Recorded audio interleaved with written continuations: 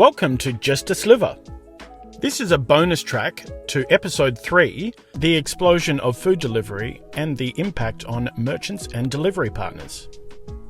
I found that towards the end of the episode, I didn't quite fit everything I wanted to in. So I figured I'd just do a sliver more. First thing on the agenda is the way that the restaurants treat delivery partners. You would think that when you arrive to a restaurant that they're thankful that they've got somebody there to pick up business for them. They've just earned money. But no, they actually see delivery partners as a burden. 9 times out of 10, you barely even get acknowledged. Even if the bag of food is sitting on the counter, they will go out of their way to ignore you. And then you start to wonder if these delivery partners that wave their phone in front of these store clerks' faces, have the right idea. I guess the burden of myself having been a merchant, I know the kind of stress that is associated with getting an order ready. So I guess I have that little bit of sympathy. So most of the times I will just stand out of the way. The fact of the matter is that because I always walk into the outlets with a insulated bag, you would put 2 and 2 together as a clerk to go, oh, that looks like a delivery partner. I'll just go and double check, I might have his order ready. But no, unless you approach them, they will ignore you. But if you do approach them, they'll go, if you could just stand back, please. And you just feel like a grain of sand. And usually it's a teenager belittling you. And I guess it all comes down to training, right? The managers and the owners of these outlets should be training their staff so much better to have respect for the delivery partner. After all, they are an extension of the guest. And it's surprising how in touch we are with the client, because most times they're messaging us going, where is the order? And I know I certainly answer honestly and just go, I simply haven't been acknowledged yet. Or it'll be another 10 minutes. It's busy in store and we won't get seen to until the drive-through and the counter is clear. The customer has to be left wondering, where is the value in this order if I'm not going to get my order promptly? Let's talk briefly about packaging. I understand here in Australia we have strict rules and regulations regarding packaging. However, the outlets themselves, they fall short just about every time. There are a handful of outlets that are absolutely phenomenal, to the extent where they actually have butcher's paper that they wrap around the coffees or the taller drinks so that they don't fall over. Now that is genius, because if we can deliver the item without it falling over, that means they won't have to be refunded for the spilt drink we deliver to them. Somebody with some money needs to put some effort into evolving the packaging, because when you are going to one of the fast food outlets and you're getting a large soft drink, you know the ones, they're roughly 20 centimeters in height, and with that much liquid, they're quite heavy, and they are put into a coffee cup holder, which is usually half or a quarter of the size and the weight. So obviously there's less chance of it falling over.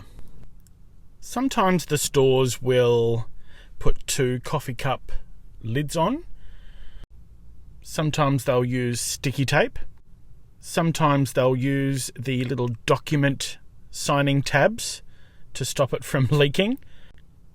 Sometimes they don't put anything on it at all, and it spills as we're going around the corners. Here's a hilarious story. I get an order for 6 coffees various sizes. And I walk in the store and I said, "Is that for this client?" And she goes, "Yeah." I said, "Are you going to use cup holders for those 6 coffee cups?" "Oh, no." I said, "They're going to spill as soon as I pick up the bag. They're all going to fall to the center of the bag because there's no hard bottom on a standard paper shopping bag." The shop clerk said, "We don't have the cup holders. The owner doesn't believe in them." Doesn't believe in them? How do they expect me to carry 6 coffees in a bag to the client is just beyond me. So we troubleshooted it. We put a few coffees in smaller bags so that I was able to deliver it without the whole bag just being full of one large coffee. And what's worse is that I like to think I've got a decent head on my shoulders. Some people would go in there not knowing what they're picking up, and they will just pick up the bag and it will spill. Joke's on them, I guess, if they don't know what they're picking up and it spills in their car because they don't use their insulated bag. Sometimes the insulated bag is your saving grace, because at least you can tip the spill out onto the road instead of it being on your back seat. So lastly, I would like to talk about my time as a merchant. It's amazing just how much I learnt from that experience. I was really hesitant to begin. I was really worried that it wasn't going to work, and scheduling the photo shoot was so difficult because I was going to be featured on 2 separate platforms. I had 2 separate photo shoots. There was a merchant that I picked up regularly from in my area, and he said, "You just need to bite the bullet and start. The sooner you start, the sooner you will figure out what you need to improve on." And he was so right. I bit the bullet, scheduled the photo shoot, had it all done, and they looked glorious, these menu items. I'd never seen them taken on a professional camera before. I've only ever used my iPhone. And because I was a add-on, essentially, because I was only offering dessert, it was relatively profitable and busy for what I was offering. Also, registering the kitchen in this particular suburb was a breeze compared to the previous 2 times I had tried to register in a separate suburb. However, that's where it ended. I was hit with the annual registration of the kitchen. Mind you, I'm cooking in a kitchen that's already got its registration. I guess the suburbs like to double dip. I guess, the administration and the fact that they need to come out 2 separate times, which is beyond me, because just come the once and check the kitchen. We're cooking in the same kitchen. However, that was a $500 fee.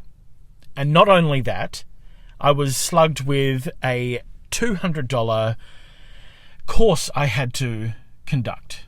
Because I was classed as a bakery, I had to do some separate training, and I had only done a training course in order to cook in this commercial kitchen 2 weeks before. That was upwards of $100. So the business just wasn't viable. So unfortunately, I just had to close my doors. But that then allowed me to concentrate on the YouTube channel, Sliver and Bite TV. I love cooking. I enjoy trialing recipes and manipulating tastes and sharing that with people. So I certainly wasn't going to stop cooking. So this is where I am now, and being able to do this podcast to share my journey and my observations of business is an absolute honor. Thank you for joining me for this Just a Sliver. Spread the word. Tell friends, tell family also direct them to my YouTube channel, Sliver and Bite TV. I'm also on TikTok, Pinterest, and Instagram. See you soon.